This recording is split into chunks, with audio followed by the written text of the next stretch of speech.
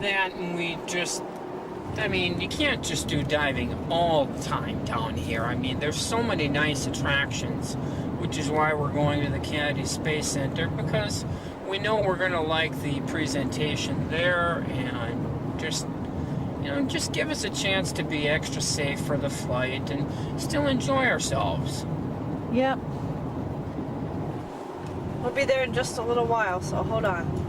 Dispatch or bus tour ticket. Robot Scouts is a kid-friendly experience that introduces you to our first and most far-reaching space explorers and NASA's unsung heroes. The Robot Scouts, trailblazers for human exploration. That was the voice of StarQuester 2000, your fearless robot guide. He'll entertain and educate you on your journey. And now playing at Universe Theater is NASA's Quest for Life, which seeks to answer the age-old question, are we alone? The film blends recent findings on Mars with theories from leading scientists and examines the quest to locate life beyond our planet. Kennedy Space Center Visitor Complex also offers special interest tours. The Wildlife Tour takes you deep into the Merritt Island National Wildlife Refuge. Kennedy Space Center is an amazing example of how nature and technology can coexist. In fact, Kennedy Space Center is home to over 21 endangered species, more than anywhere else in the country. This tour is $35 and includes the regular bus tour. On the historic then and now tour of Cape Canaveral, you'll rediscover our greatest moments in space. Sights and stops include Mercury, Gemini, and Apollo launch pads. This experience is also $35 and includes the regular bus tour. Many visitors also want to know about viewing a launch, space shuttle orbiter landings, and other special events here at Kennedy Space Center. For an update, here again is Mission Control at the Visitor Complex. The next space shuttle launch is STS-99 Endeavour. It is scheduled for liftoff on September 16th at 8:47 a.m. This mission is the Shuttle Radar Topography mission with a crew of 6. Tickets for a bus ride to a special close viewing area for this launch will go on sale at the ticket booths 5 days prior to launch. The nature and destinations of our space explorers may have changed, but the thrill of seeing the spacecraft, the goosebumps at liftoff remain the same. And the call of the wild blue yonder still echoes as loudly today as it did when astronaut Alan Shepard began it almost 40 years ago. From the Kennedy Space Center Information Station, Godspeed. And we hope you enjoy your visit today and will return again soon. Here we are. Welcome to Kennedy Space Center and greetings from the Visitor Complex News and Information Station located at 1320 on your AM dial. While your eyes take in just a few of the 140,000 acres that make up Kennedy Space Center, we'd like to give your ears a sneak preview of what you'll discover and do today. Keep in mind that this is the real McCoy, a working space facility with real spacecraft, explosive fuels, and challenging missions in progress every day. Some tour schedules and exhibits are subject to change, so here's an update of today's activity and tours from Mission Control at the Visitor Complex. The Visitor Complex is open today from 9 a.m. until 8:30 p.m. KSC bus tours depart every 10 minutes with the last bus departing at 4:30 p.m. Your bus ticket also admits you to the Universe Theater, now showing Quest for Life, narrated by Avery Brooks. Enter Robot Scouts, Avery Brooks, NASA's trailblazers, the Commander unmanned probes of our solar system. Captain Sisko. There are live briefings throughout the day at the Launch Status Center exhibit, and free guided tours of the Rocket Garden at 10:30 a.m. and 2:30 p.m. There's the Rocket Garden. Guests with disabilities, ask about our accessibility brochure at the information counter. Also at the information counter, you can get more information about our special education program, summer camps, and special interest tours. Cape Canaveral Then and Now is our newest guided tour experience. This 2-hour tour will take you on a journey to see and rediscover the greatest moments in space, then and now. The Visitor Complex, where your exploration begins and ends, is open every day except December 25th. Parking is free. If you're a first-time visitor, or it's been a while since you've been here, you're going to be amazed at all the space history and excitement you're now able to see, feel, and hear. and how close you'll be to it. To really see it all, take advantage of our Maximum Access Badge, which includes all 3 destinations on the Kennedy Space Center tour. Maybe that way. The 2 newest exhibits, Robot Scouts and Universe Theater, plus admission to 2 of our 3 IMAX films. The Maximum Access Badge is a great ticket value at $26 for adults and $20 for kids ages 3 to 11. Kids under 3 years old are free. The other ticketing option is a standard access badge, which includes the Kennedy Space Center tour, Robot Scouts, Universe Theater, and 1 IMAX film. The standard access badge is $19 for adults and $15 for kids. You can also purchase individual tickets to the IMAX films and the Kennedy Space Center tour. Remember, the tour is the only way to visit Space Shuttle Launch Complex 39 and our major tour destinations. Access by private car is highly restricted. Be sure to pick up a map and daily schedule at the visitor complex entrance. It'll help you plan an exciting day. To see and experience just about everything, plan on about a 6-hour visit. Here we are at the Space Center, ready to enjoy a great day of outer space.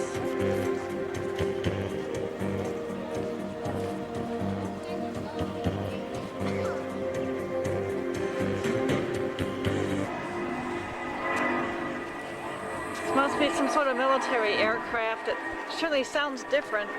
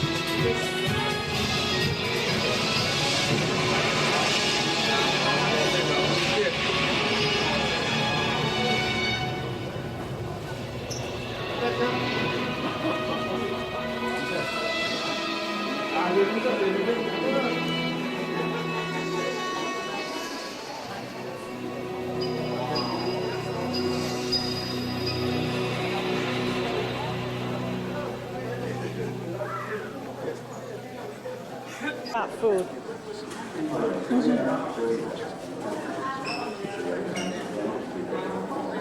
Sauerkraut soup. And table bread, cherry juice with pulp.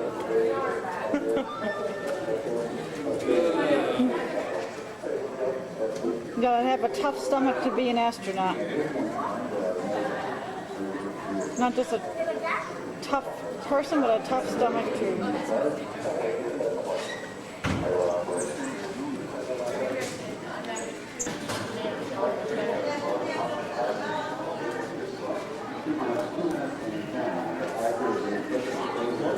successi lì.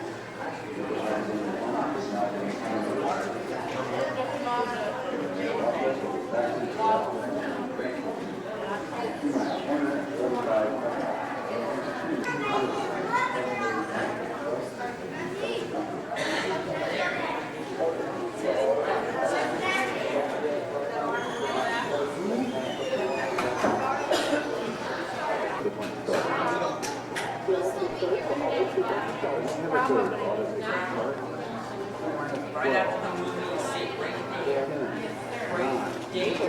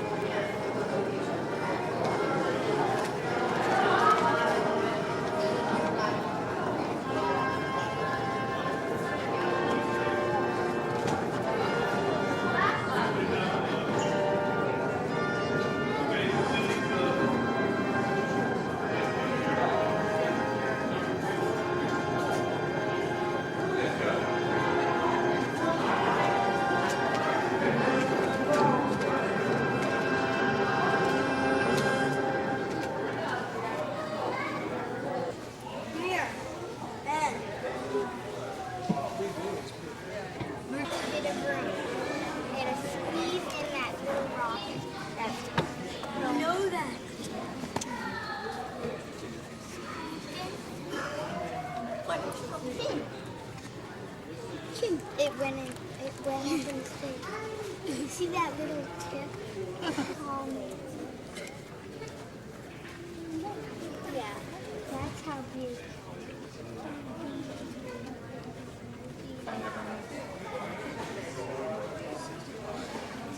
Prima hanno mandato una scimmietta.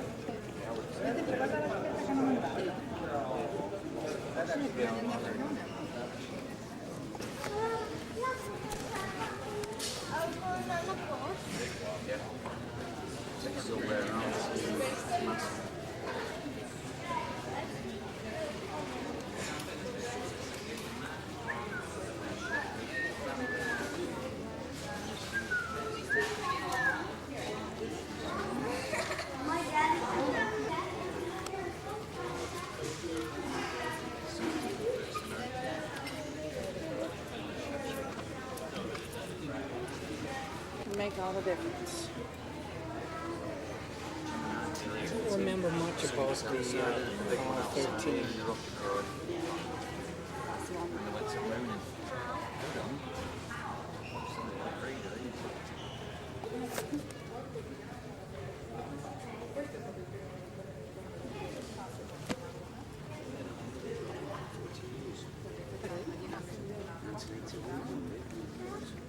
Perché non si enterravano quei tempi in altri posti, si enterravano nell'acqua e poi le devono recuperare.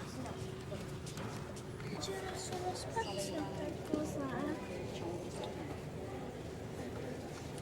Mamma,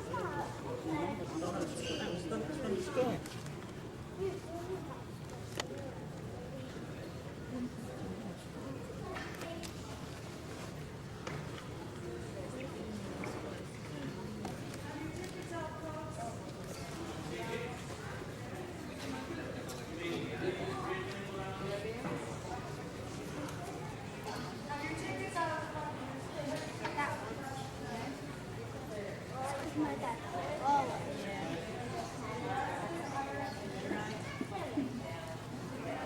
I'm not big the same size.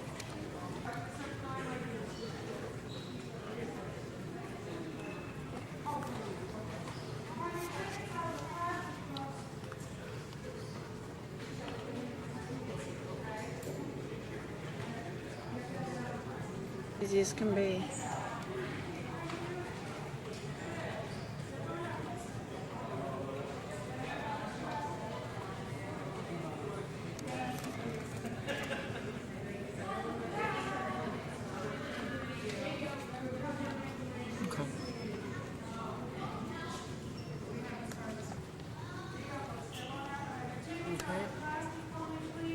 Still have to get that.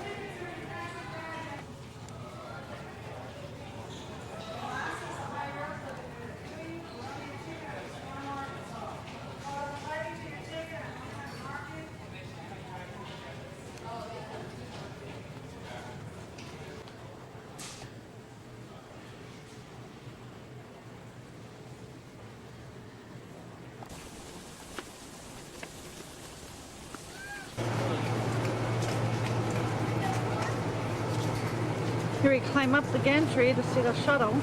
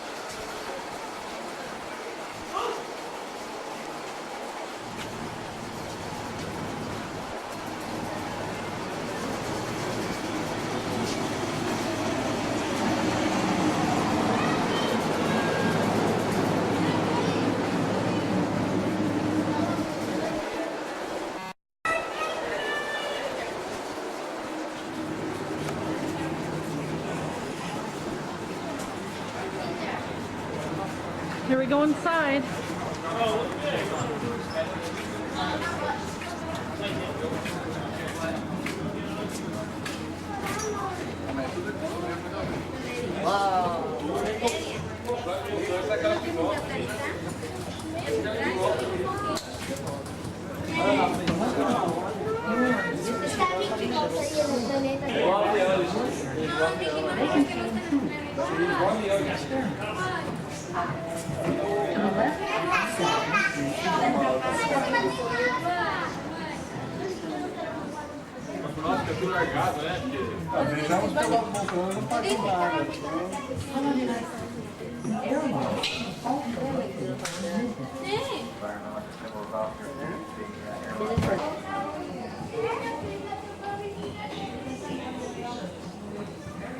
The large payload bay airway is 60 feet in length and 15 feet in diameter.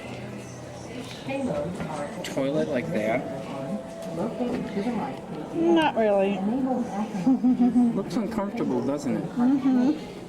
Here, so it has attached a portable footer riding arm up through the satellite carrying the specially designed sensor block.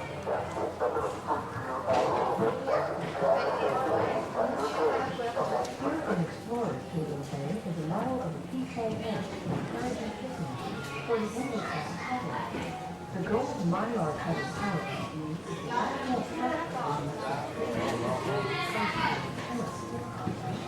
the communication satellite was completed in a series of record space. Here's where we'll catch our bus.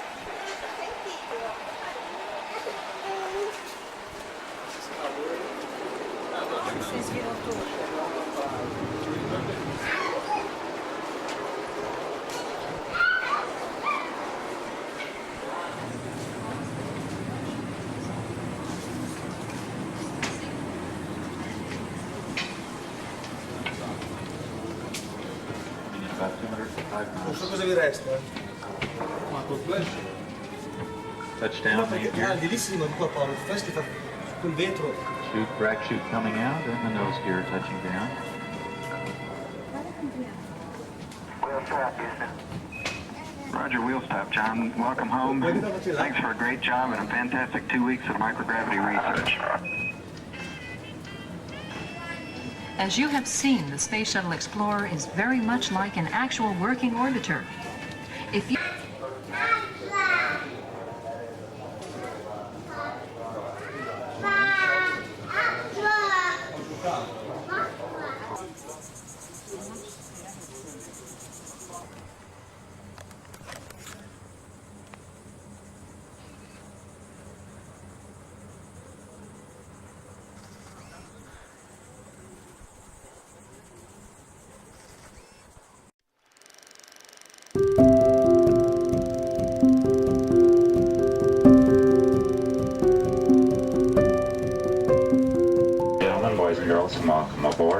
is Jerry, and I'll be your escort for the first lap of this journey because we have 3 locations to visit. They're in numerical order, and that's the order we'll visit them. You can stay as long as you like at each of the 3 locations, so therefore you do have to take a different bus after each of your visits. Simply move to the front area. We have plenty of buses out there. We'll move you from one to the next. The total amount of driving time on a bus, including boarding and exiting, usually amounts to about an hour and a quarter. So if you want to work that into your calculations, that's fine. Otherwise, just go with the flow. It's hot out here today. We don't want to get worked up, so just take it easy. With the exception of our first area, everything is an enclosed, completely climate-controlled area. The first area is gantry, so therefore the portion that is outside and referring to the gantry is in an opened area, but everything else is enclosed.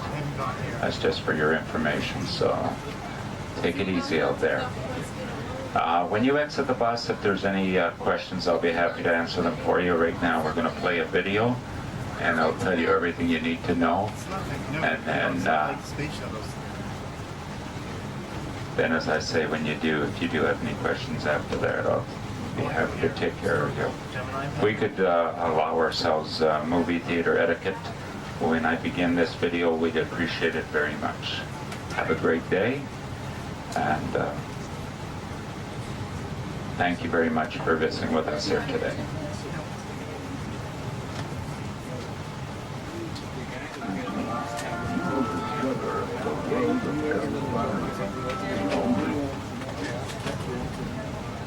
Hi, I'm Gary, with just a few tips on getting the most out of this journey into America's past, present, and future in space.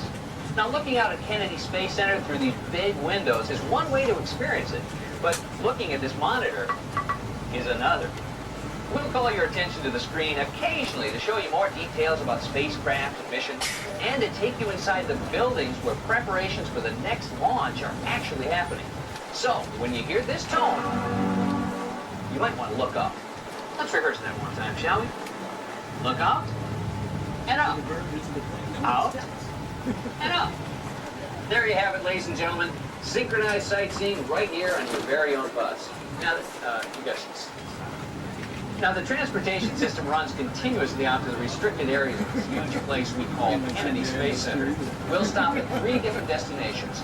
First is the Launch Complex 39 Observation Gantry, for an up-close look at what it takes to launch and land the space shuttle. At our second destination, you'll relive the era of the moon missions, which all began right here nearly 30 years ago. The Apollo Saturn V Center is the largest and most popular destination here at Kennedy Space Center. From there, you take a giant leap forward into the future at the International Space Station Center, where you see life-size mock-ups of this orbiting research laboratory. This adventure lets you experience space at your own pace. Buses depart from each destination at regular intervals to keep lines and waiting minimal. Remember to glance up when you hear this tone to get an insider's view of the buildings and sites you'll see along the way. I'll join you again with more exploring tips at our next stop, the new Launch Complex 39 Observation Gantry. Only one place in the Western Hemisphere has launched human beings into space, and you're looking out at it now. Kennedy Space Center occupies more than 140,000 acres. That's about 220 square miles, or about 1/5 the size of the state of Rhode Island. About 6,000 acres are devoted to Space Center operations. The rest is a wildlife sanctuary. More endangered species make their home here than any place in America, other than Michigan. Species including general manatee, 310 pencil birds, wild boars, and naturally a population of about 5,000 alligators. So keep your eyes open because you might see some pretty unusual animals. All this wildlife coexists peacefully with the busiest space launch calendar in the world. More than 3,000 liftoffs have occurred here since 1950. Basically, Kennedy Space Center is divided into 2 parts. The industrial area, where the International Space Station is being processed for launch, and Launch Complex 39, which we'll be seeing in just a little while. In 1981, NASA launched the first space shuttle, the Orbiter Columbia, and ever since, that's been the main activity here at Kennedy Space Center. The shuttle is the most versatile space vehicle ever designed. I wonder what they're looking for, though. It takes off like a rocket, orbits like a spacecraft, and comes in for a landing like an airplane. In order to achieve that versatility, the shuttle has three main parts: the orbiter, the external tank, and the two solid rocket boosters. The orbiter is the space plane where the crew lives and works, and where the payloads are carried. The other parts of the shuttle are there for only one purpose: to get the crew and payload into orbit. Their two solid rocket boosters provide most of the power. 6 million pounds of thrust per liftoff. They're 149 feet tall and hold more than 1 million pounds of fuel apiece. About 2 minutes after launch, the boosters detach and parachute into the ocean, where they're picked up by ships so they can be used again. The huge external tank carries fuel to power the orbiter's three main engines. About 8 minutes after launch, the main engine's work is complete. The external tank is then released and breaks up in the atmosphere over the Indian Ocean. Its distinctive color is just unpainted insulation material. NASA found that eliminating the paint job saves 600 pounds that could be added to the payload. So, a little more than 8 minutes after launch, the orbiter is by itself in orbit above the Earth. That's why NASA says it launches a shuttle, but it lands an orbiter.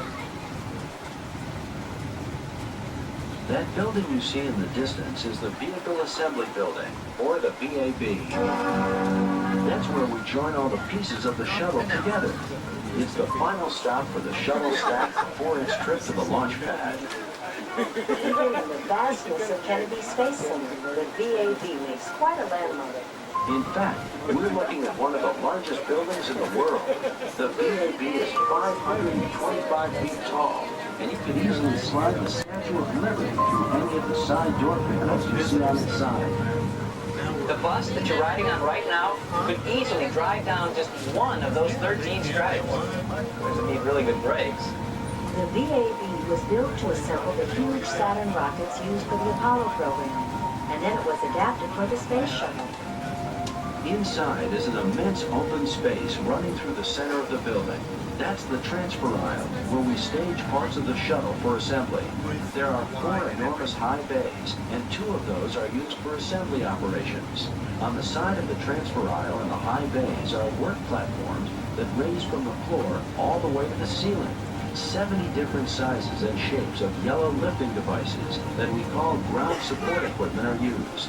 There are also 4 large overhead cranes that can lift between 250 and 325 tons each. There are 2 basic tasks that have to be completed in the VAB. The pieces of the shuttle have to be lifted from a horizontal to a vertical position. That's a major job, considering that the orbiter alone weighs about 200,000 pounds. Then the orbiter, external tank, and solid rockets, which contain highly flammable propellant, have to be mated together. That's another reason, for everyone's safety, security tightly controls access to the building. The tiles of the orbiter are fragile, like an eggshell, and easily chipped. So when you hoist up the orbiter, it has to be done very gently. The people at the controls make a 250-ton crane function with such precision that they can bring it to rest on an egg without cracking its shell. Assembly is just one step in getting the shuttle ready for launch. Putting 3 million pounds of spacecraft on top of 8.2 million pounds of mobile launch platform. But that 11 million pounds is still 3.5 miles from the nearest launch pad. You'll see the amazing machines that do the hauling in just a minute. Coming up on the right are the 3 identical tan-colored high bays of the orbiter processing facility. Each bay can handle one of the 4 orbiters in the shuttle fleet. When an orbiter lands, it gets towed in by a tractor straight from the landing strip. Inside the bays is a honeycomb of work platforms stacked 5 stories high. Technicians use the platforms to reach, maintain, and inspect the various systems that make the orbiter the most complex machine ever to take to the air. Many of the most critical functions have 2 complete backup systems to ensure crew safety. And the orbiter doesn't leave the building until all those backup systems are working perfectly.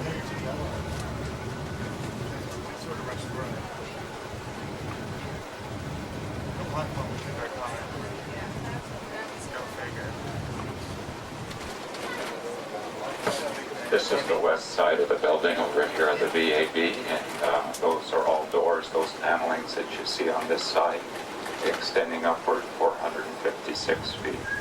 They're also on the opposite side as well, where the orbiter is exiting from. Now, it's not because we need it for the shuttle, it's just that that building was constructed for the moon rocket that you're going to go and see on our second trip. Look at those trucks over to the right in front of a door that's just partially open to give you an idea of the size of it. These piping around the orbiter processing building here partially has to do with one of the first tasks that is performed, and that's to make sure there's no fuel left in the lines to make it safe to work on. Now they mentioned the machines that do the hauling. Well, they're called the crawler. Crawler has close to 6,000 diesel horsepower that generates electricity to turn 8 tracks. There's 57 tracks on each, cleats on each of the tracks. And wait till you hear what each and every one of them alone weighs. Earlier, we posed a huge transportation question. How do you move 11 million pounds of shuttle and platform to the launch pad? The crawler transporter is the biggest tracked vehicle in the world. A crawler weighs about 6 million pounds unloaded and has a surface area about the size of a baseball diamond. A single cleat off its tracks weighs a ton. 2 large diesel engines generate electrical power for the motors that turn its treads. Operating a vehicle of this size takes a highly trained crew of about 20 engineers and technicians. Over here to the right, these 6 pedestals is where the platform would be.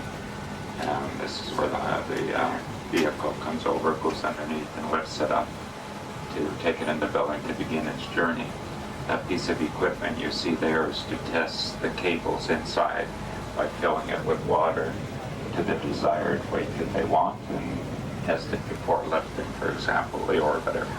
And the orange railroad cars, the one we just passed and one in front of us, is how the solid rocket boosters come in. Over here to the right in that tent is where we have a few of the things, but mainly we have the vehicles that transport the astronauts, even over at the landing strip when they come in. These 6 pedestals here to the right are identical to the others with one exception, and that is all the equipment on this side. Because what happens here is this is where the platform is brought to after it's been used for a liftoff, so they can put it back to the original condition so it can be used again. For example, our last liftoff, we still have the platform on the pad, and at this very time as we speak, they are being ready to take the crawler up and bring it back so they can do just that. Of course, we have to control everything from the moment everything hits the pad, beginning a countdown right through until liftoff. And over here to the right, this is the area that does control of all of that until we do. That's the Launch Control Center with the black windows.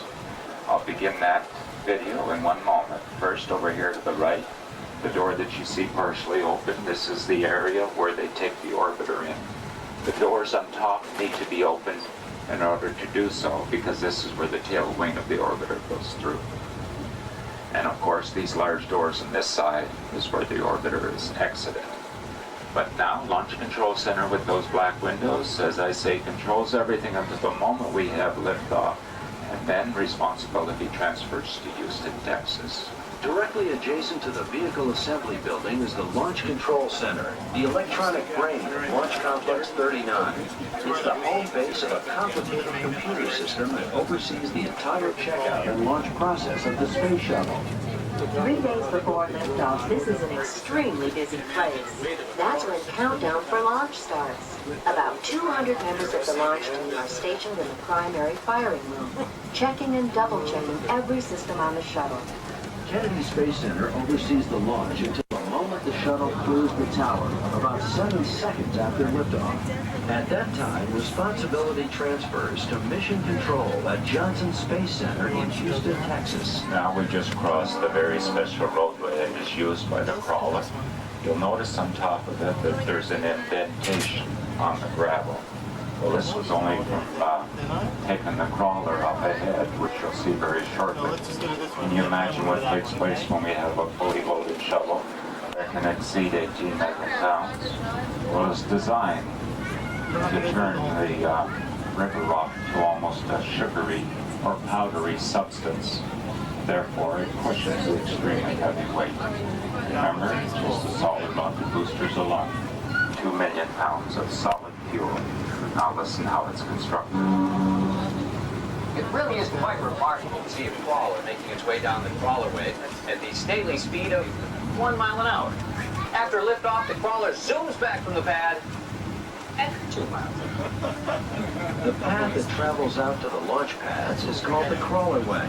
It's 130 feet wide, about as broad as an 8-lane highway. To support the crawler's tremendous weight, the crawlerway has 4 layers of river rock, crushed stones, and compact fill, going down more than 7 feet deep. There are 2 crawler transporters here at Kennedy Space Center. They are both more than 30 years old, and they've racked up more than 2,500 miles. Next, Cape Canaveral Air Station. You'll see it across the river in a The tall tower moment. you see on the distant right is part of Launch Complex 40 and 41.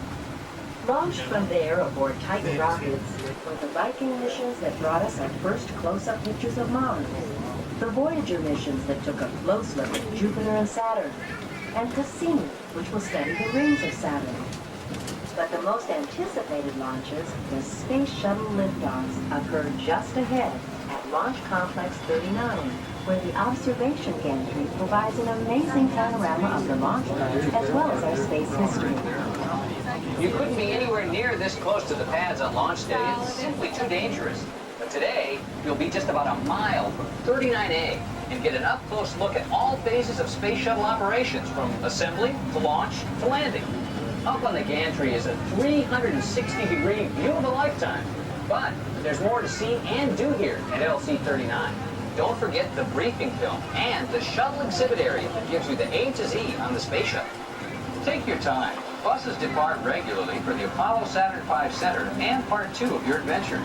Make sure you've got all your belongings before you exit. Now, if you'd like to continue on in the bus, please keep your seat as we pull ahead to take on more passengers. In front of us, that is Pad A. Pad B, where we had our last liftoff, was to the far left. You'll need to go up and top of the gantry and overlook the area to see everything. And while you're in here, you should be able to learn everything that your little heart desires pertaining to the shuttle. It's entirely up to you how long you spend and when you move on to the next location. Enjoy it. Solid water assembly and readiness facility.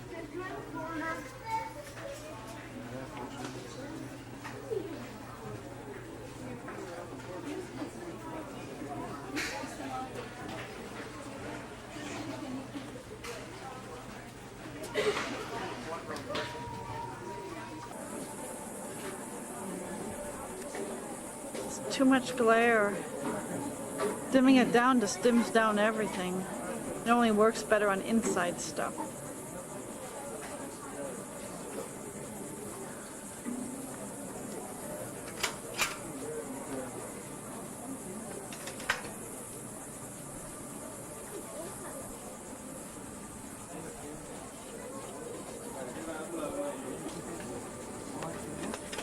I'm able to make those fill the screen. I'm able to make those fill the screen. Good. Cool. Yeah.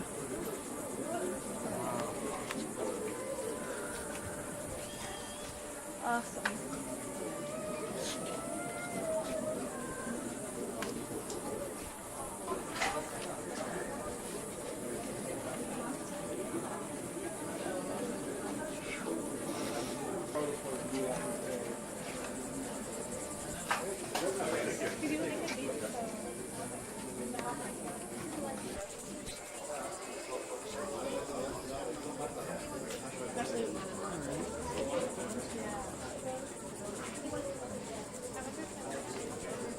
That is.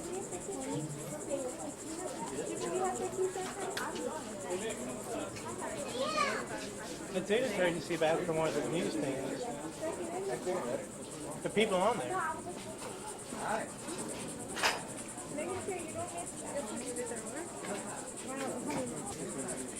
I can make that thing fill the screen too. Good. Cool. Pays to have a good camera. It does. Already? Almost. Go ahead. I'm freezing it in here, so go ahead. Go ahead.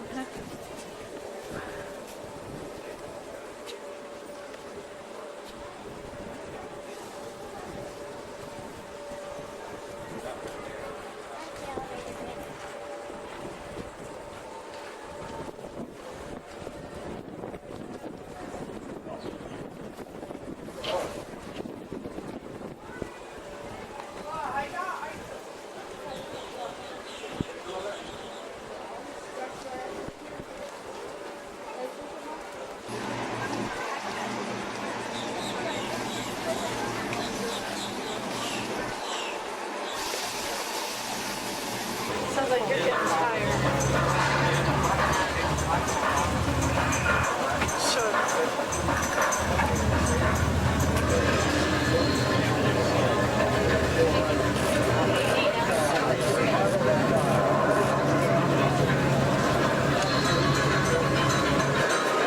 Apollo Saturn V Center. Strap in for a look at the past and a glimpse into the future. Thanks again for joining us. We'll be departing momentarily.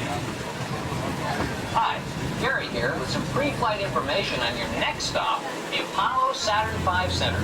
It opened in December 1996 and has since become a must-see for any visitor to Kennedy Space Center, including some pretty famous people. And of course, many of the astronauts who went to the moon in the late 60s and early 70s. During the ride over, you're going to hear from a couple of them. So once again, when you hear this sound, glance up at the monitor for the real eyewitness story on what this place was like during the Apollo era.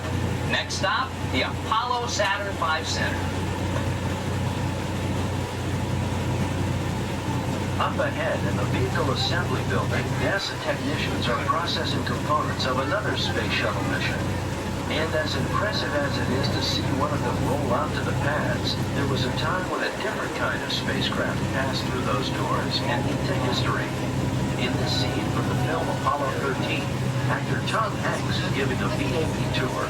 It was shot on location right here. I'm Gene Cernan, commander of Apollo 17, our last manned mission to the moon. There are only 15 of the giant Saturn V rockets ever built, and 12 launched successfully. Only 3 Saturn V's remained in existence. You'll see one of them in just a few minutes. Refurbished by NASA to Smithsonian standards and moved inside for display in the Apollo Saturn V Center. A facility, a center that indeed does the spirit of Apollo. Being only a couple miles from the launch site where we like to go to the moon, I think is significant.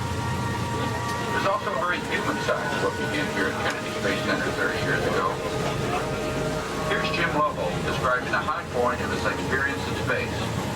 It wasn't surviving the explosion that aborted his moon landing during the Apollo 13 mission, but something even more memorable.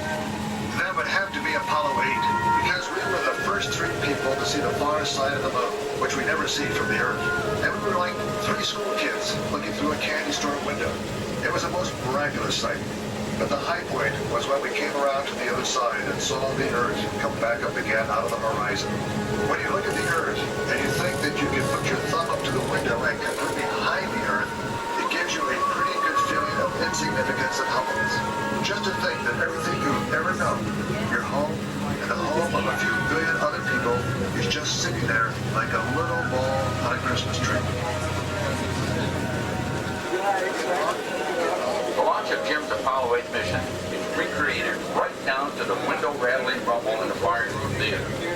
The first stage of your experience at the Apollo Saturn V Center. Don't miss it. Or Neil Armstrong's lunar touchdown in the lunar theater. You'll be surprised to discover what a touch-and-go thing that one small step for man really was.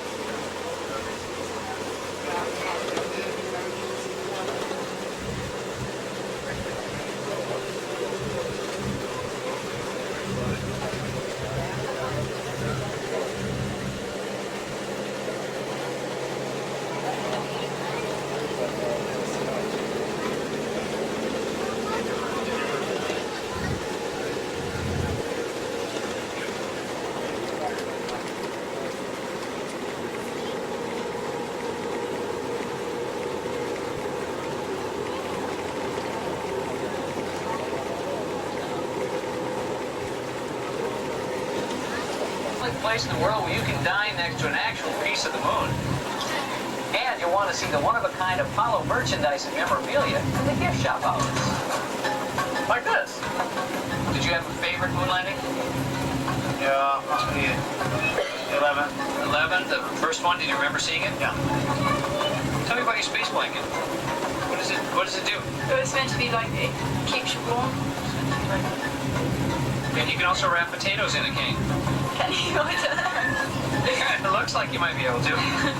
I got one for my son. He's Kennedy Space Center, one in Italian for me. You don't realize how big this is until you come down and see it for yourself. Massive, isn't it? That's right. And who do you think would get that one? Graham has 3 nephews, so we'll probably get them one each. Oh, kids love that stuff. Are they jealous of you that you got to come here? I think so, yes. Gene Cernan told me this Saturn V rocket produced 7.5 million pounds of thrust upon takeoff. Standing here, it produces twice as many goosebumps just standing still. And this thing is huge. Enjoy your time here at the Apollo Saturn V Center. Tour buses depart regularly for the International Space Station Center, your third and final tour destination. Make sure you've got your belongings before you exit.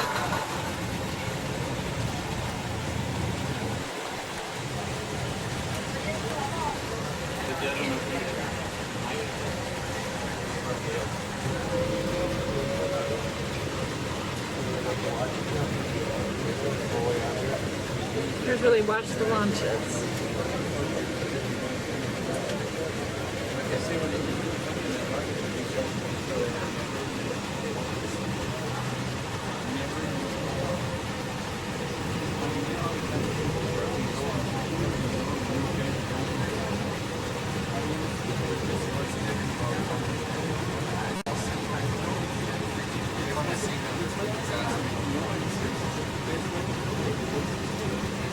Of NASA and the Kennedy Space Center, welcome to the Apollo Saturn V Center.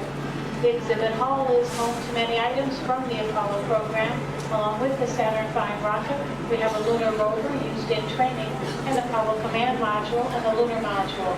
Be sure to see an actual moon rock on display in the Moon Rock Cafe and touch the moon rock located there in the Lunar Theater. We also invite you to experience Neil Armstrong's historic landing on the moon in the Lunar Theater, located at the nose end of the rocket. We do ask that while you are here, there be no smoking, and during the presentation, no flash photography. Thank you.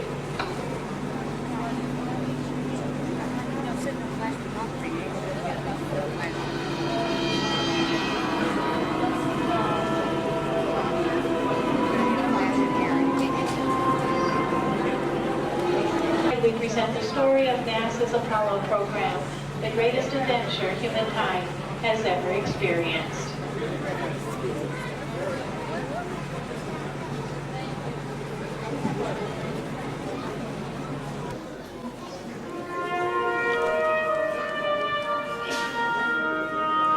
When I was a kid, I used to dream about flying through space. Every week on TV, I'd watch my heroes as they jumped into their rocket ships and took to the stars. And I wanted to be like them.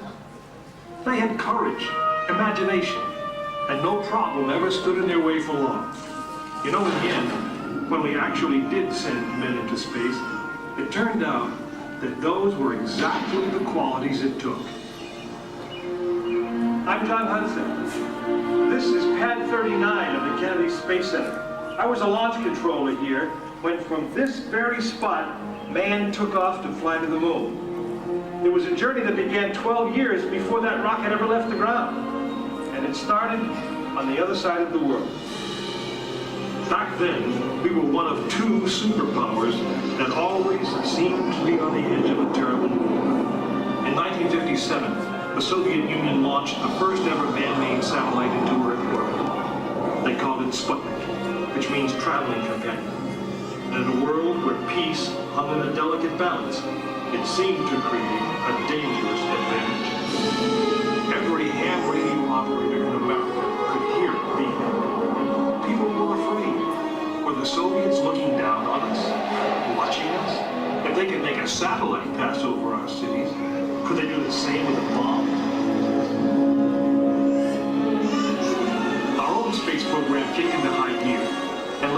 months later, we were ready to launch our own satellite, Explorer 1.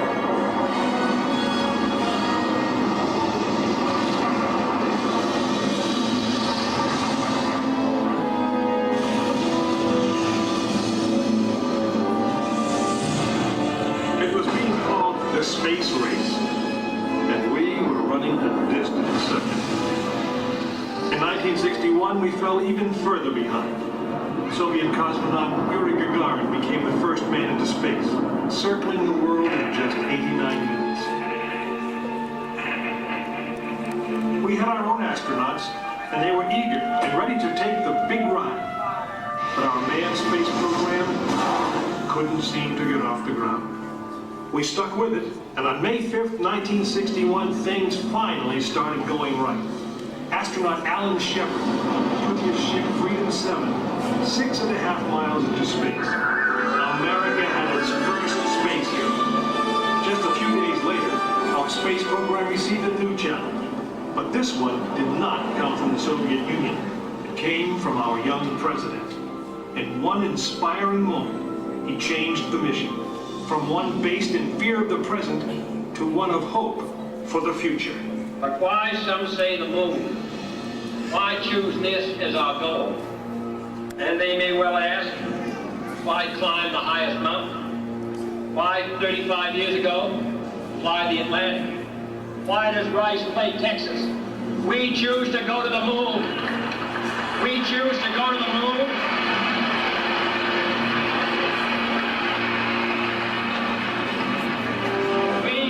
To go to the moon in this decade and do the other thing, not because they are easy, but because they are hard. We hadn't been more than 16 minutes into space, and now we were going to the moon.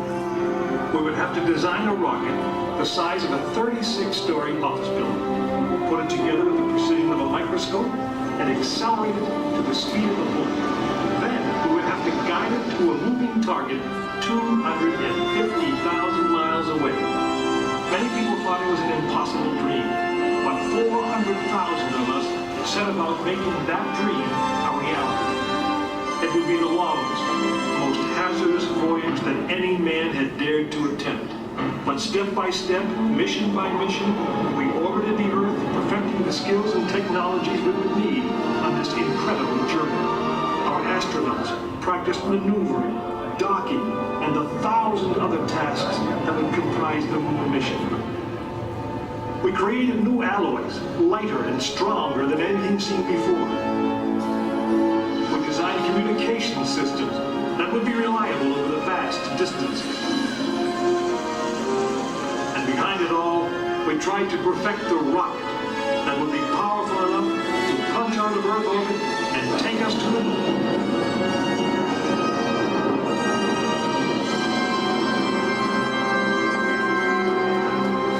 One day, however, the dream of flying to the moon almost slipped away. It was January 27th, 1967. Astronauts Virgil Gus Grissom, Edward White, and Roger Chaffee were on board Apollo 1 for a plugs-out test, a full-scale dress rehearsal for the actual launch. Suddenly it happened. There was a fire in the capsule. 3 men whose lives had been in our hands were lost. Surely the opening vistas of space promise high costs and hardships, as well as high reward. But this country of the United States was not built by those who waited and rested and wished to look behind them. After Apollo 1, some thought we'd failed, and that the moon was out of our reach. But we owed it to those men to learn from their sacrifice and to carry on. We started taking the Apollo vehicle apart, piece by piece. Was the design flawed? Had safety been compromised? Tough questions. And we spent 1.5 years redesigning the spacecraft so that no astronaut's life would ever be at risk because we overlooked something, or because we could have done something better. A moon rocket is 91% high explosive, and it goes into the most unforgiving, hazardous environment there is. We could never make it risk-free, and the men who flew them knew that. We didn't send men into space again until Apollo 7 orbited the Earth testing some of the new designs. When everything worked perfectly, the decision was made. The next mission would travel to the moon. It was mankind's destiny to leave the shores of our planet behind and strike out across the vast ocean of space. In the great span of our history, now was the time that we could. Now was the time that we would. We stood on the eve of the longest, most dangerous journey that any man had ever undertaken. And it would be taken by Frank Borman, James Lovell, and William Anders, the crew of Apollo 8. Through those doors, you'll find the firing room, launch control, just as it was on December 21st, 1968. Ladies and gentlemen, as you enter the firing room theater, please watch your step and use the handrails. Wheelchairs and strollers, please come to the door at the far left-hand side. Thank you.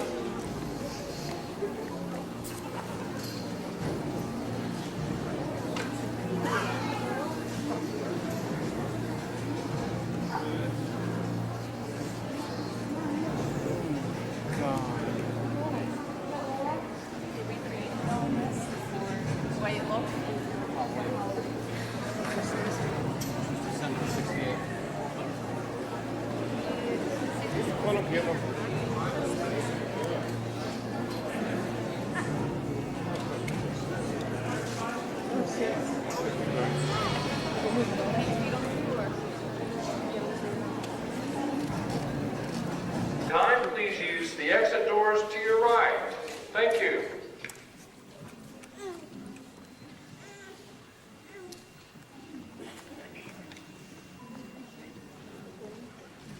This is the firing room, launch control for the Apollo missions. This is not a mock-up. These are the very consoles we sat at when men first took off to fly to the moon. The tragedy of Apollo 1 had put us a year and a half behind. We were making up for it in one big leap, and we were doing it with a rocket that no man had ever flown before.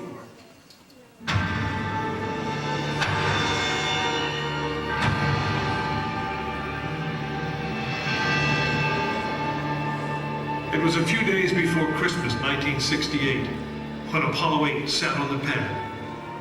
She was the first of a new kind, a moon rocket. This was the Phoenix, risen from the ashes of Apollo 1. The first Apollo crew did not die in vain. This was to be their testament.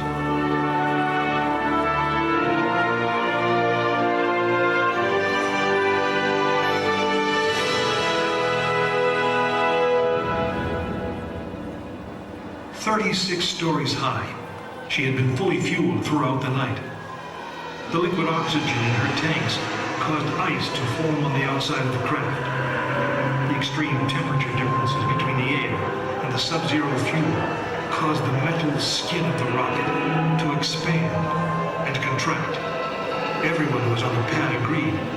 It was as though the rocket was alive, breathing, straining at the leash.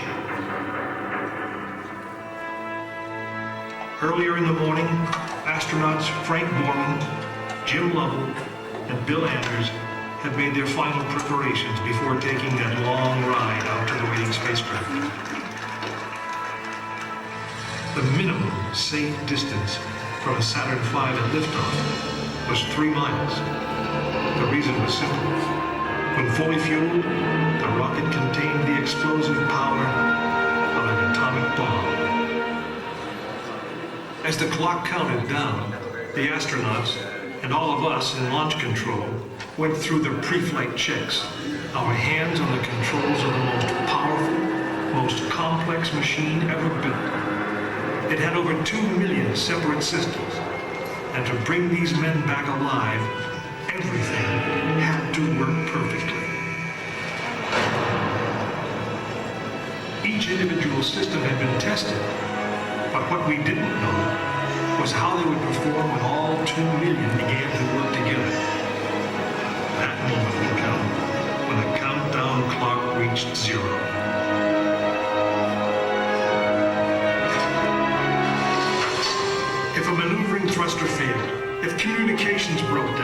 if navigation was off by 1 degree, if any piece of the miles of wiring, circuits, relays, or valves was defective, Frank Borman, Jim Lovell, and Bill Anders would pay with their lives. As they sat, waiting for launch on that chill December morning, these three astronauts were back to what they had always been, test pilots.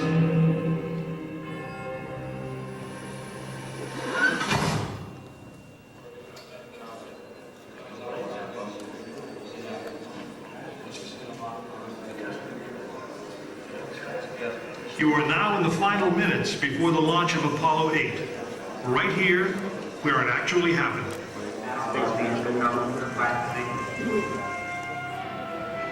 Mankind is about to leave his planet behind and journey to another. It is one of those rare moments when history is not being made, destiny is being embraced.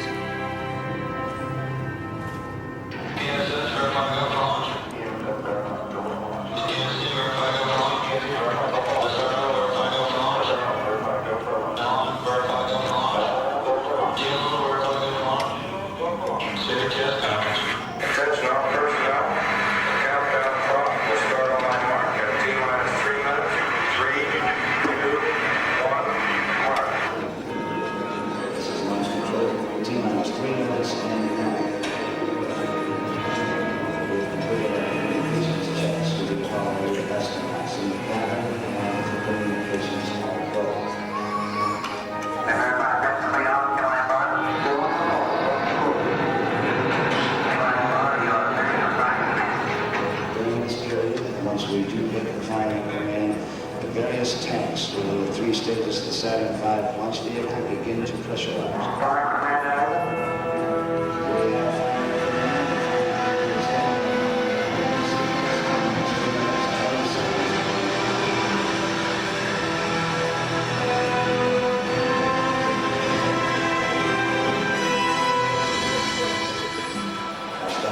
Indicates that all aspects are ready. Instrument unit is ready, spacecraft ready. Final check of the emergency detection system. Operating lighthouse first stage preparations are completed. Okay. Okay, keep going. We're on. Ready to go to front, right? Stand by, Walter. Okay, you're on. All systems go. T-minus 45 seconds on countdown.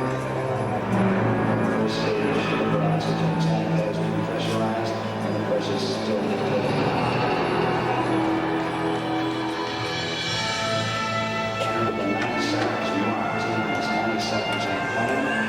The Apollo 8 crew standing by, spacecraft commander Frank Borman, Jim Lovell, Bill Anders. And all the report that the liquid hydrogen tank in the first stage is pressurized. 1 minute 15 seconds.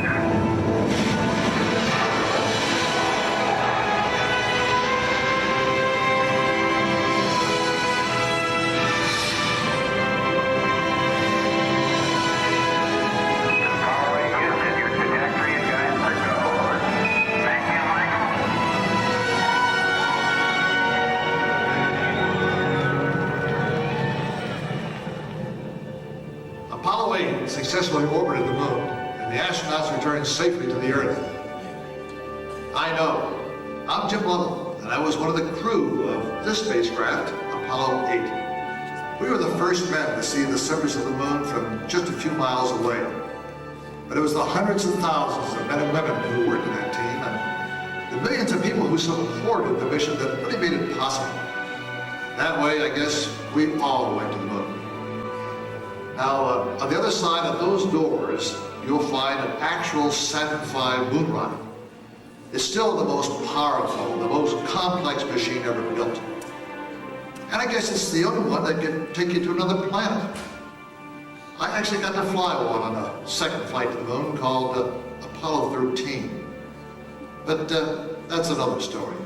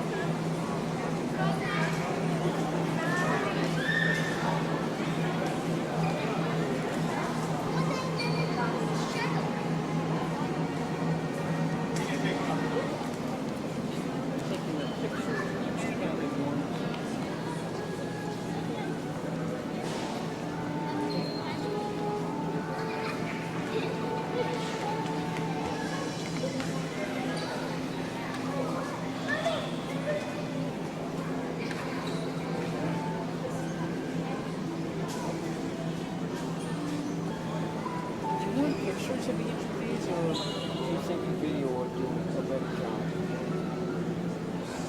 Probably. I picked up number 7.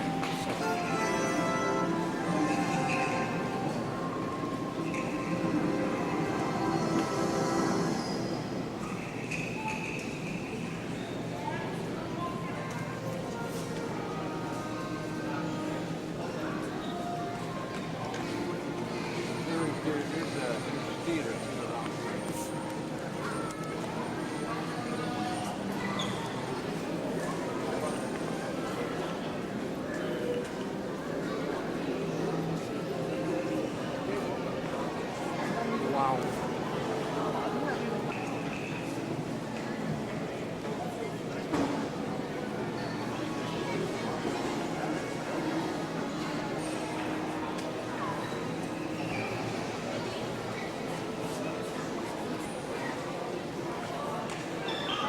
Here's something to take a picture of.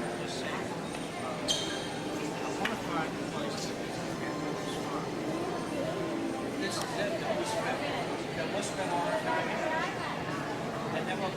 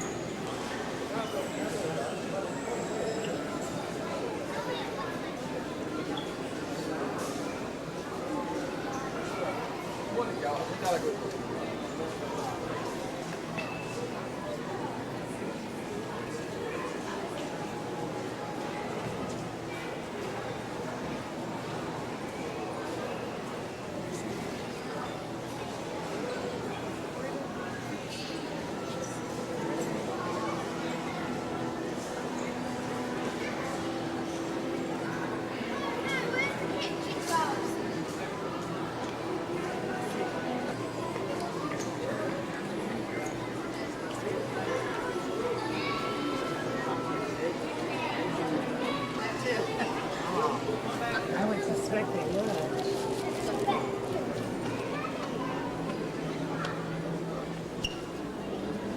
No, it looks so impressive, that TV.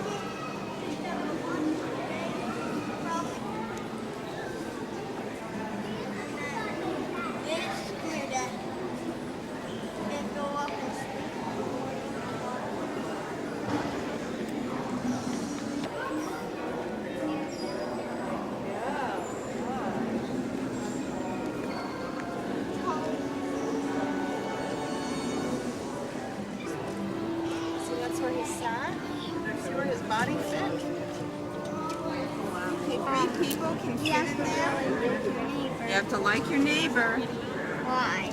Oh, look at how close they are. And imagine they know what all those buttons are for. You have to really like your neighbor. Right, Mom?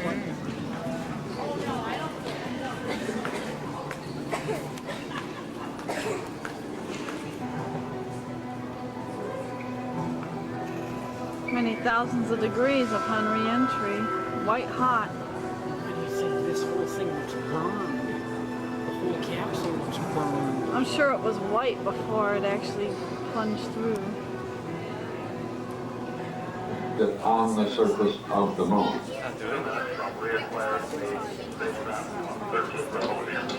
We see here a CBS simulation of what should be taking place at this moment according to the flight plan, but the confirmation of it not until voice contact is established as the two spacecraft now come around to this side of the moon.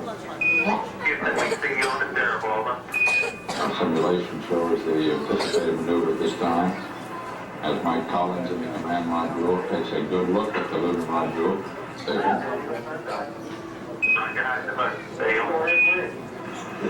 They're getting a little poetic where the report that the eagle has wings. It's not bad. We are following, of course, listening to the conversation on this last pass around the moon before the descent orbit burns. And that's the firing of the descent orbit engine for the first time. Please use the doors to your right. And during the presentation, as a courtesy to others, we do ask that there be no smoking and no flash photography. Thank you. Columbia, Houston, over. Columbia, Houston, we're standing by, over.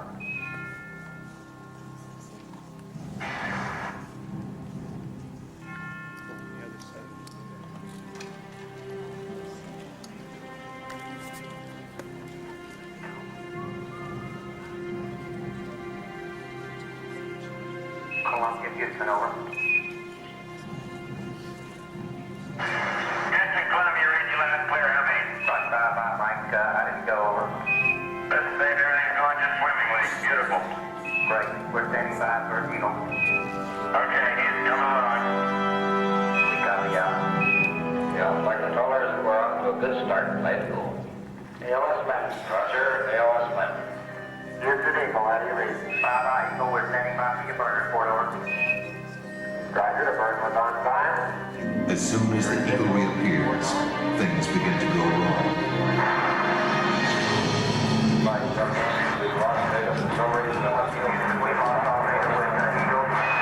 Radio communications break down. Eagle, Houston, you can call. Messages to Eagle must be relayed through Mike Collins aboard the command module Columbia. Throughout the crucial final checks, contact with the Eagle keeps dropping out. Don't lose that data. And Flight Director Gene Kranz inches closer to aborting the mission.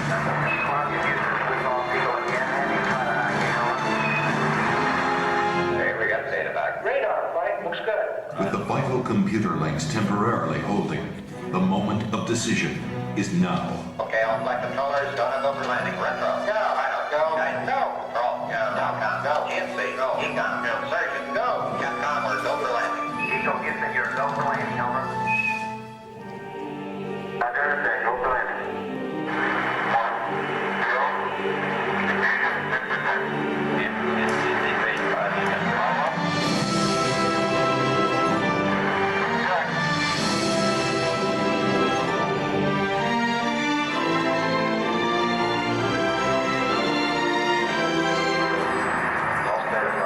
Hurtling toward the moon at 3,800 miles per hour, Neil Armstrong notices his checkpoints are all appearing too soon.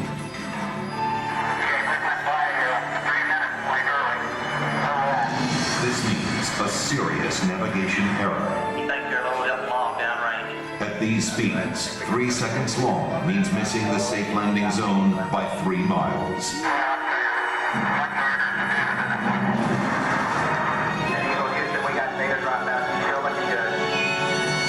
Suddenly, the computer starts firing the maneuvering thrusters, jolting the ship back and forth. This has happened in simulations, but never this much, never this violent. The smooth descent is becoming a bumpy ride. Before that is fixed, a problem with the onboard computer. The astronauts have rehearsed for thousands of possible malfunctions, but not this one.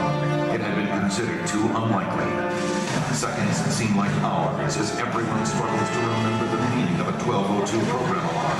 A deadline to safely aboard is vanishing fast. There is a reading on the 1202 program alarm. 1202 means the Eagle's onboard computer is overloading. This means Houston is blind, unable to make navigation corrections or interpret the data coming from Eagle's computer.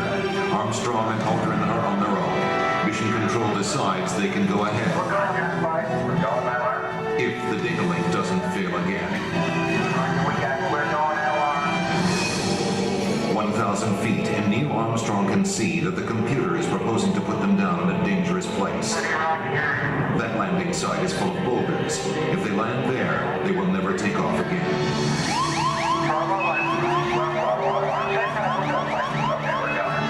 At 350 feet, Armstrong ignores his computer navigation and veers away from the rocky landing site with no time to explain to Mission Control. Okay, all flight controller, hang tight. In mission control, everybody is stunned. At 300 feet, the Eagle has left its flight plan and taken off at full speed across the face of the moon. Eagle Houston, it's descent 2, fuel, monitor, over. 90 seconds of fuel remaining. Now less than 200 feet, and the Eagle is too low to safely abort back into orbit. They call this part of the flight plan Dead Man's Curve. All that's left for mission control is to read off the fuel remaining in seconds. 60 seconds, 60 seconds. The entire moon landing has come down to 2 men and 1 minute. Forward, forward. Bring feet down, 2.5. And down 30 seconds. 30 seconds forward. Lights on. Down 2.5.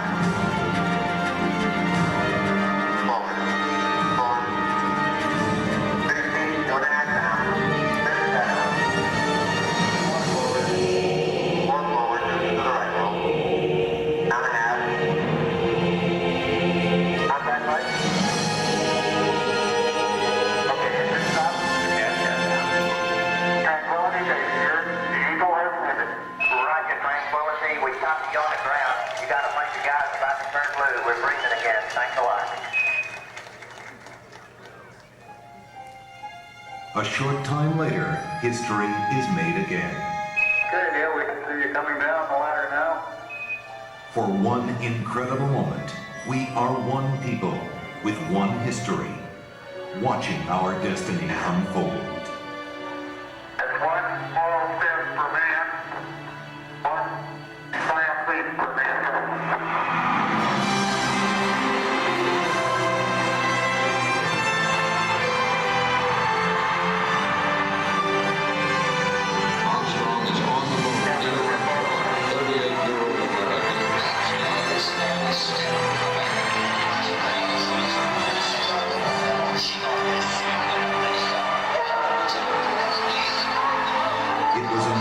Shared by an entire world. Dear men from the planet Earth, first set foot upon the earth, became indeed for all mankind. With these first steps, mankind stood on the highest ground, and we saw our planet as our home port in the endless ocean of space. There was something which was surprising to me. That occurred as I was standing on the surface. Just after we had landed, I'd gone down, standing on the surface, and looking at planet Earth for the first time, seeing the beauty, seeing the finiteness of it, the limits of it, and realizing what a shame it was that people were confronting each other on that planet without realizing what it was doing to the planet. It was a very emotional moment for me. I actually shed a couple of tears. Something totally unexpected for an engineer and fighter pilot to be crying quietly up there on the moon. Mankind had achieved a tenuous foothold in the heavens, and a new and exciting world lay waiting to be explored.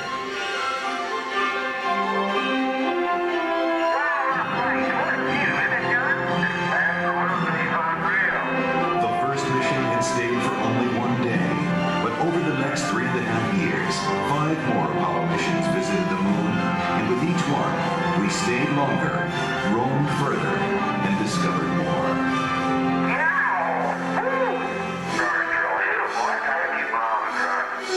I never thought when I was a kid building rockets, in high school, that we would go to the moon, before the end of the century. I mean, I thought that was something that was way in the future, fantasy.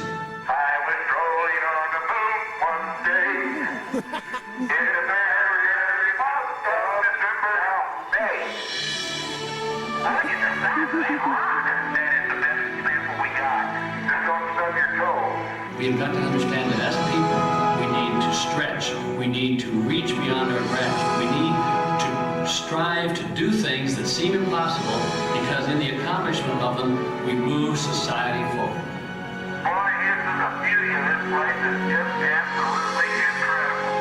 One of the astronauts has said those hills that we climbed give our children and grandchildren a different perspective, that they see the mountains that we couldn't see. So what we consider impossible, they're dreaming about. 3, 2, 1.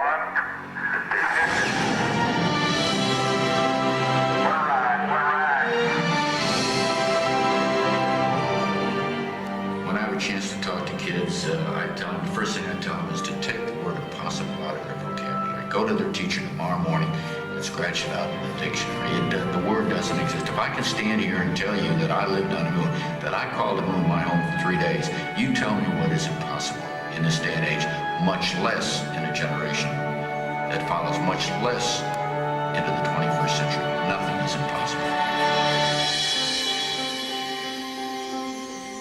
I like exploring things, inventing. I would like to go up there and find out what's really up there. I would like to be an astronaut. I'd like to be on a shuttle. I want to build the shuttles. Design rockets.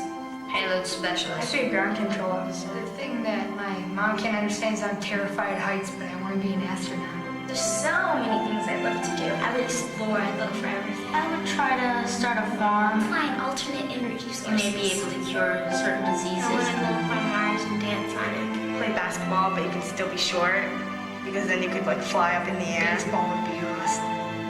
Hit the ball, you get a home run every time. There are a lot of things that can benefit mankind that we, because of science, we simply cannot do on Earth. It's such a big universe, and it's kind of strange to think that just this one tiny planet was chosen to have life on it. I hear they're finding new planets or moons, and finding out more about how stars are working, and it makes me feel like it's trying to tell me something. What's it trying to tell you? That you belong up there with them. The Apollo program ended in December of 1972, but our journey into space is just beginning. I'm Neil Armstrong. The future of space travel is being written right now in the dreams and imaginations of a new generation. Perhaps that's the greatest legacy of Apollo. It shows our children and grandchildren that with courage, imagination, and will to explore, no dream is impossible.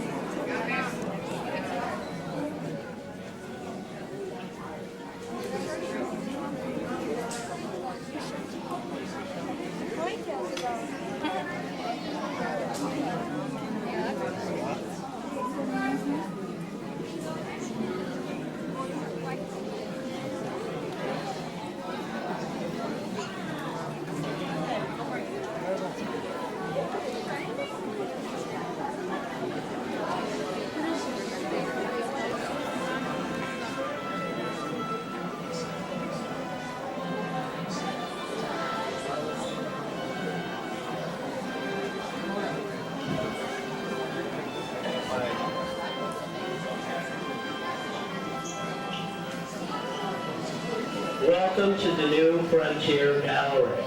NASA has initiated a series of missions to the Red Planet using small robotic vehicles similar to those being demonstrated here. These rovers will travel the Martian terrain to gather samples and to conduct a variety of scientific investigations. Piloting time, and do not allow the rovers to touch each other or the side walls. Thank you for your cooperation.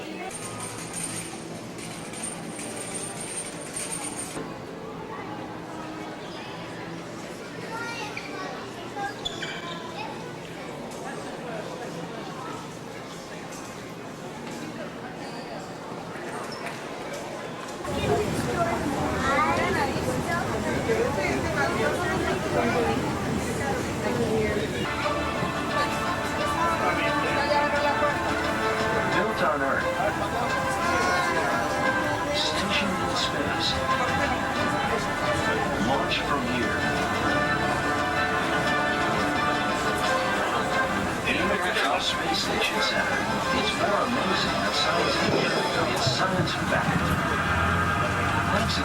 joining us. We'll be departing momentarily. The Saturn V rocket was the largest machine that's ever flown, but even it would be dwarfed by what you're going to see next. The International Space Station will cover as big an area as 2 football fields when it's fully assembled in space. So big, it's been billed as the newest star on the horizon, and you'll be able to track it in orbit with the naked eye. It'll take several years to complete the assembly. NASA's launching it, and it's an exciting series of space shuttle missions. The whole story unfolds in amazing details just a few miles away in the International Space Station Center, including life-size modular replicas that give you a real sense of how the space station's inhabitants will live and work. Along the way, we're going to pass some NASA facilities that you can't really see from your seat.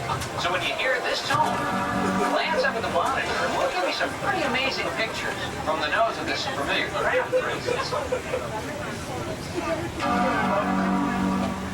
The tall metal structure in the distance on the right is the mate-demate device used to mount an orbiter piggyback on NASA's specialized 747 shuttle carrier aircraft.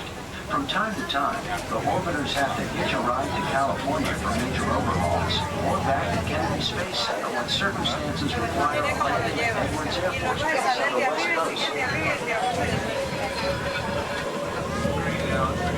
The shuttle landing facility is located 2 miles northwest of the vehicle assembly building, beyond your view on the right side of the road. It's one of the longest and widest concrete runways in the world, and a welcome sight when you're landing an orbiter that's been traveling 160 miles up at about 17,500 miles per hour.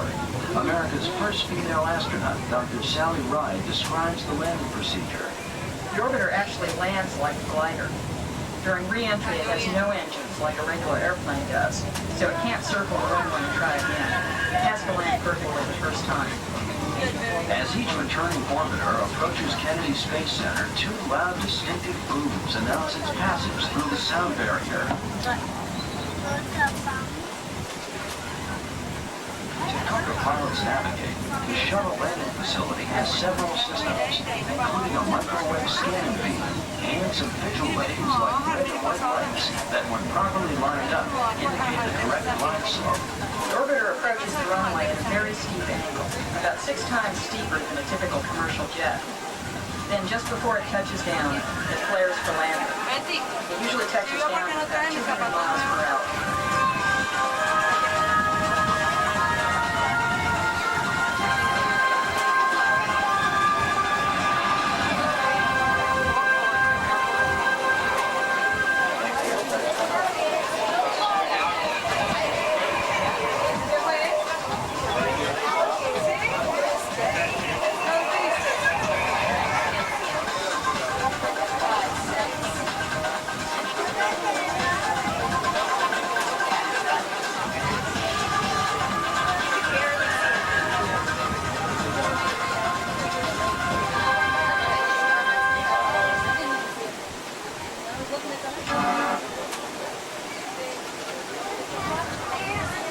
Space Center Visitor Complex presents Firsts in Space, a KSC Diary.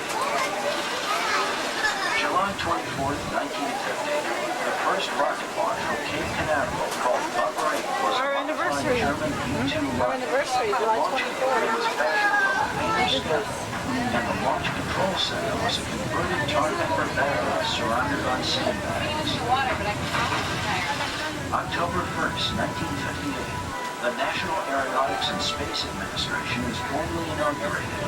6 days later, NASA approves Project Mercury to send a man into orbit, investigate his capabilities and reactions in space, and return him safely to Earth.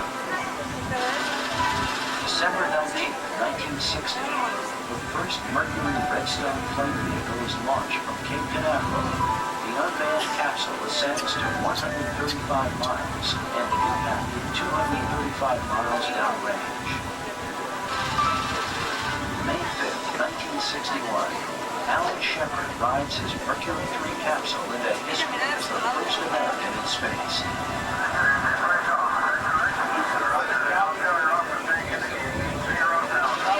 February 20, 1962, John Glenn becomes the first American to orbit the Earth during a 4-hour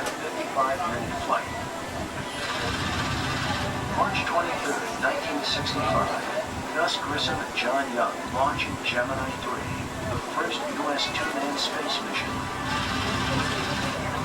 June 3rd, 1965, launching Gemini 4. Ed White becomes the first American astronaut to walk in space.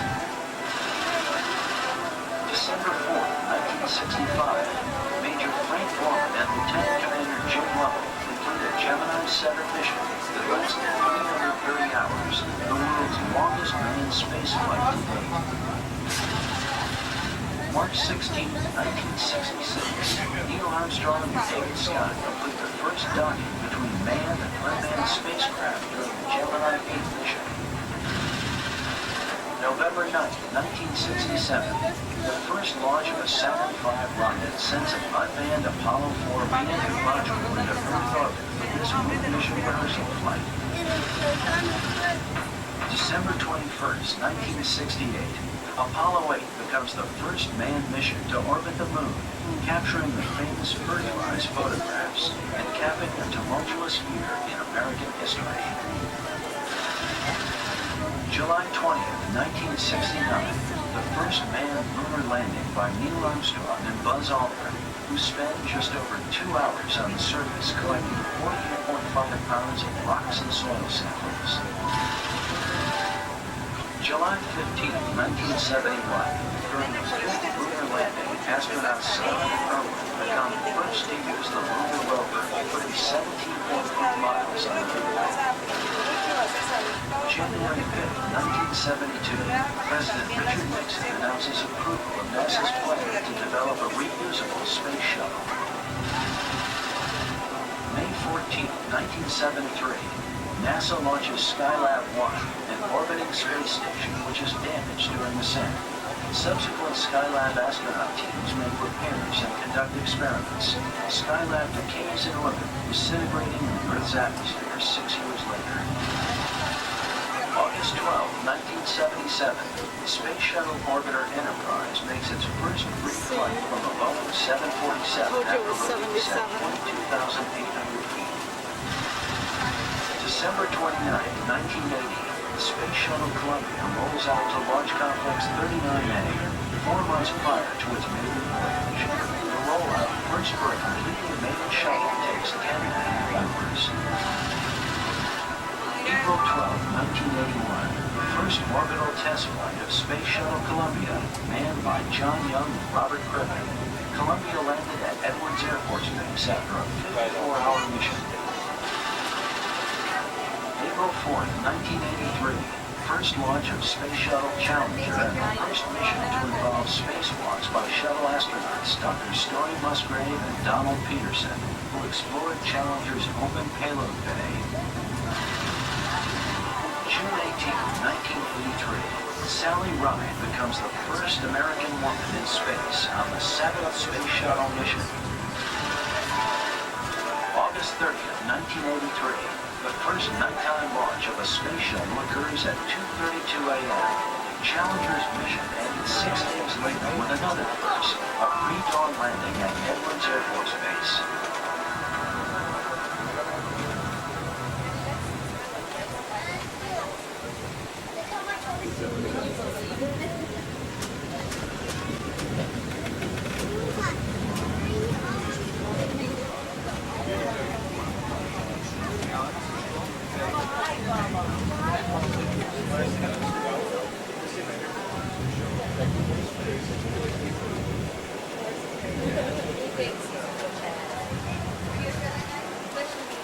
Industrial area of Kennedy Space Center, NASA technicians are preparing some of the space station components for launch.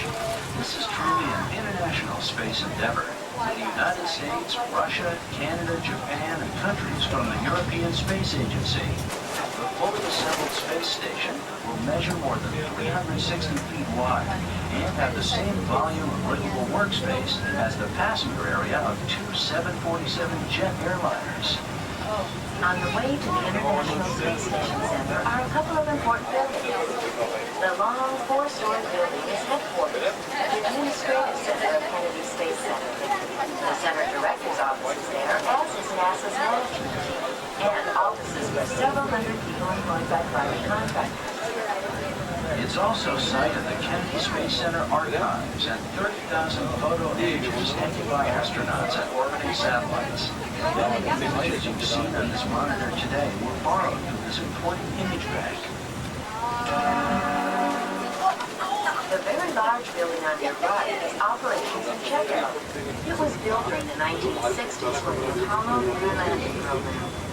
In the high bays there, the Apollo spacecraft modules were assembled and processed for flight.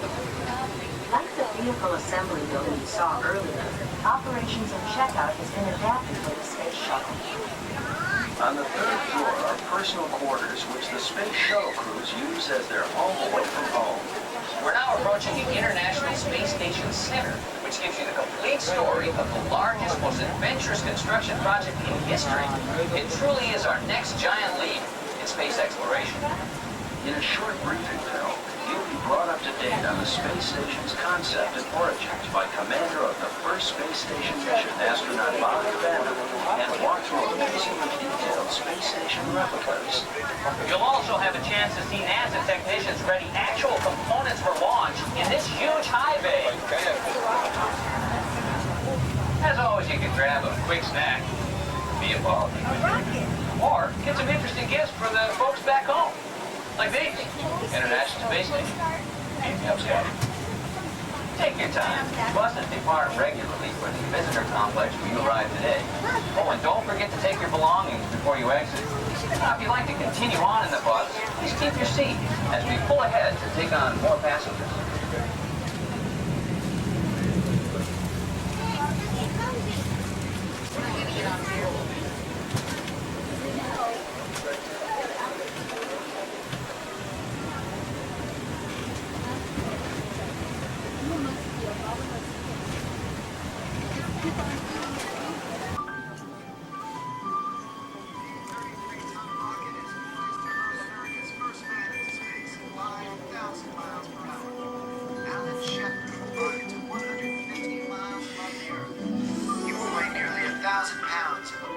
Acceleration of a giant booster rocket.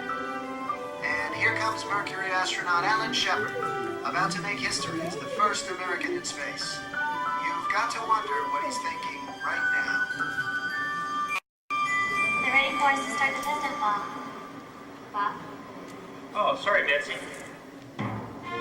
We've sure come a long way since Alan Shepard first rode that Mercury Redstone into space. It's hard to believe over 30 years have gone by. Back then, nobody would have believed we'd put a man on the moon in less than a decade. As for a permanent space station where people lived and worked was concerned, well, that was just science fiction. You know, even though we've been training and preparing for this day for the last 25 years, there's still a part of me that finds it hard to believe I'm fortunate enough to be part of the team that's actually going to carry the first U.S. piece of the International Space Station into orbit. Dreams can come true. Sprawling over an area the size of 2 football fields, the International Space Station is so large, you'll be able to see it from the ground as it passes overhead. The International Space Station represents the combined efforts of over a dozen nations from around the world, dedicated to one common goal: improving life on Earth. With 7 laboratory modules where research can be conducted in near zero gravity, the space station will allow researchers to study materials that could not exist and processes that could not take place here on Earth. Researchers are especially excited about the ability to grow ultra-pure protein crystals, critical to medical research. You see, without the effects of gravity, scientists get a truer picture of the cell structure, and with this understanding, it may be possible to move more quickly to cures for diseases like cancer and AIDS. Of course, there is just one little thing that needs to happen before all these miraculous discoveries can take place. We'll have to build and assemble the largest, most complex structure ever to be placed in orbit. Assembling the space station will require 38 space flights on 3 different types of launch vehicles from the United States and Russia over a 5-year period, delivering modules, truss segments, resupply vessels, solar arrays, thermal radiators, and all the multitude of other supplies and equipment needed to make the space station habitable. Once in orbit, Structures weighing thousands of pounds can be maneuvered into place by spacewalking astronauts without the negative effects of gravity. We'll also be responsible for routing electrical and fluid lines and mounting numerous fittings. The way I look at it, we're going to be the most glorified construction workers going by the time we get back to Earth. But I'm ready for it. I've been ready ever since I was a kid who dreamed of flying and watched in wonder as our astronauts explored space. So, as you tour the exhibits today and look out over the high bay at pieces of the space station being made ready for an incredible voyage, remind yourself that an international space station was a dream that seemed impossible just 25 years ago. Today, we're exploring the next generation of spacecraft, seeking to improve life on this planet for our children and our children's children. When you consider all we've accomplished in just the last few decades alone, it's easy to believe in a future of infinite possibility, starting right here with the first piece of the International Space Station. A journey bounded only by the limits of our imagination and the willingness of the next generation of Americans to soar higher and higher in their quest for knowledge, their love of adventure, and their desire to go beyond their dreams.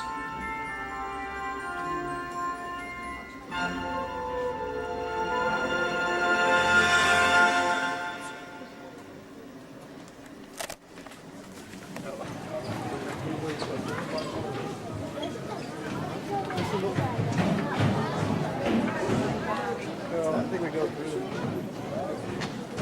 one of the groups that we like. Did you understand the movie? You almost have to duck, Al. Almost. I think you can still make it under there.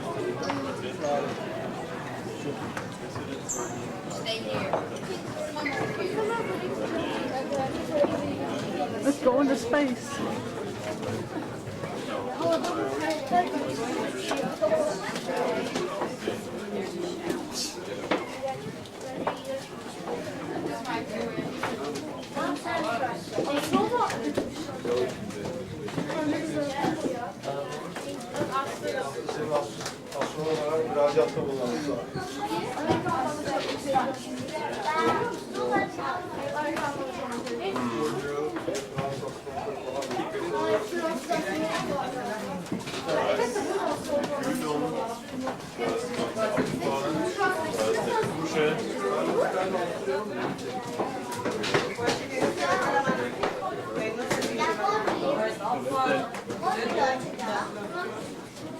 Erzähl mir jetzt gerade, was da alles ist.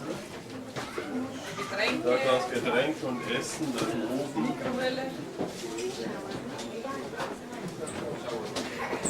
Da ein Fenster zum Ausblick.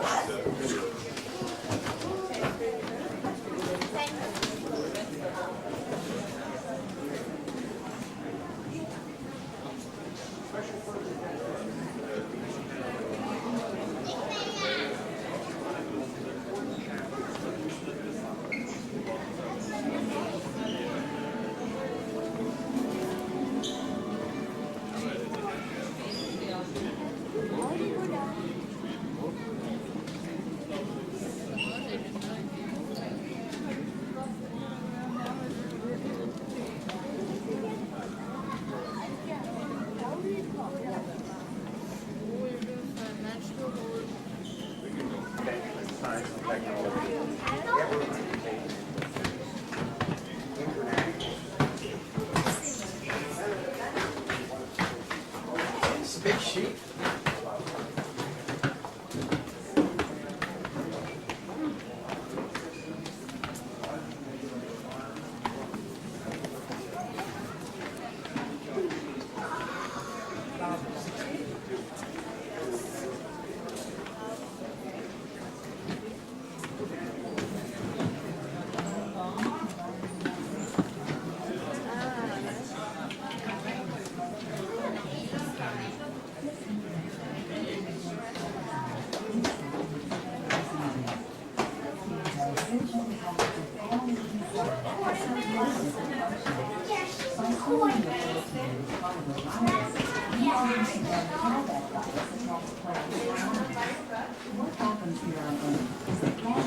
actually distorts the shape of the crystal and causes imperfections in it.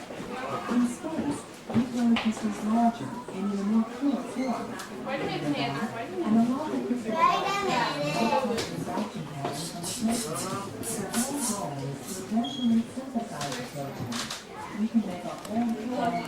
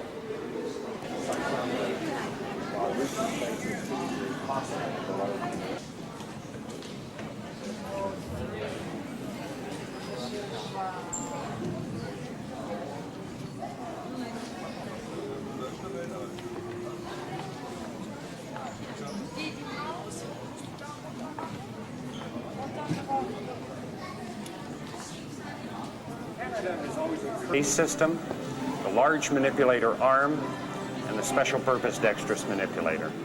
It will be used to assemble the station itself.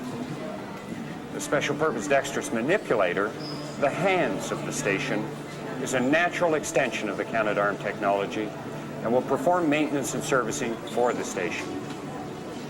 With the special purpose dexterous manipulator, or SPDM, we are creating a truly intelligent robot. That is to say, it can see and perceive its own physical strength. As a matter of fact, although easily controlled by astronauts, it imitates human dexterity to such a degree it can perform even the most precise operations while reaching places that would be impossible for the large manipulator arm. This liberates the astronauts from these tasks, leaving them free to concentrate on research. And the special purpose dexterous manipulator means Canada will play an even more critical role in one of the most important chapters in the history of the conquest of space.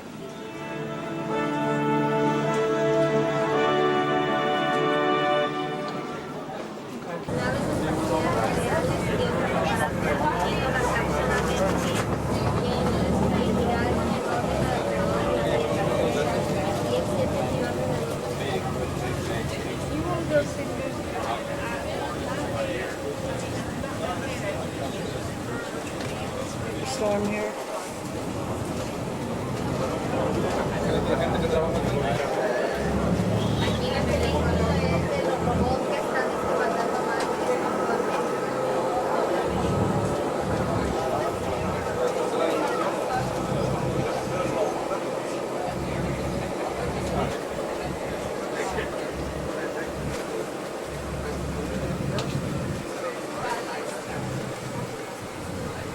As we pull ahead to take on more passengers.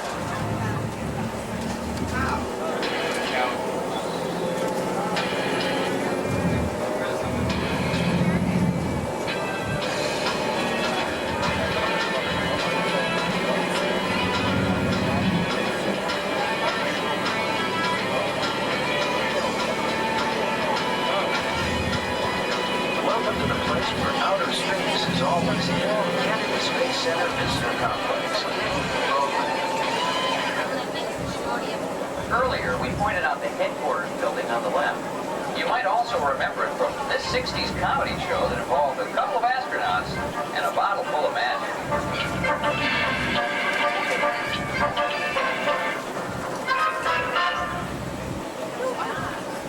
We're nearing the end of this space adventure, but there's a whole lot more exploring to do back at the visitor complex. For instance, the world's only back-to-back IMAX theaters with 5-story screens, stable sound. Refer to your visitor's guide for information and showtime. Hey, if you haven't eaten yet, you're for a real treat. What have you found? Well, I wanted to try the astronaut food. I thought that would be interesting to see what they eat. Now, we tried the Space Dots ice cream, and that was very interesting, wasn't it? You know, this is a really unforgettable place. Yet I'm constantly amazed at all the mementos available to help you remember your visit here. Like, that's a man. I think my wife's already bought off your shop. You a good reader? Yes. Okay. Do you like to learn about space? You see anything else in the store that looks nice to you? The toys downstairs. What's downstairs that you like? The remote control car. Ooh, that looks like fun. Think you might get it? No. No, but it looks good, doesn't it? Yeah. And where are you from? Zimbabwe in Africa. It's a long way to come.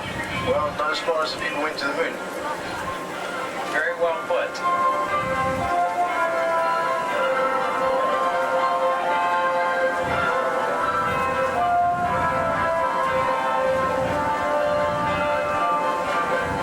Well, there you have it. All of us at Kennedy Space Center appreciate your visiting with us today and hope you'll tell your friends about how amazing this stretch of Florida coastline really is. You know, it's proven that weightlessness has some interesting effects on our bodies, and that astronauts actually grew as much as 2 inches during space travel. You only have to spend time here at Kennedy Space Center to realize we all stand a little taller back on Earth. Thanks again for joining us. Hope we see you again real soon. Make sure to take all your belongings with you as you exit. On your left, the rust color is the external fuel tank of the shuttle, between the 2 white solid fuel booster motors. Solid fuel booster motor provides most of the thrust and launch to get the shuttle airborne. After the solid fuel is burned out, the white casing parachute the Atlantic Ocean, falling from 80 to 150 miles a second. Parachutes and case are recovered by 2 ships docked just east of us at Cape Canaveral Air Station. Parachutes are washed dry, repaired, and folded chutes. The white casing is separated, cleaned up. Some rail car that back to Utah will be refueled, brought back to be reassembled, reused.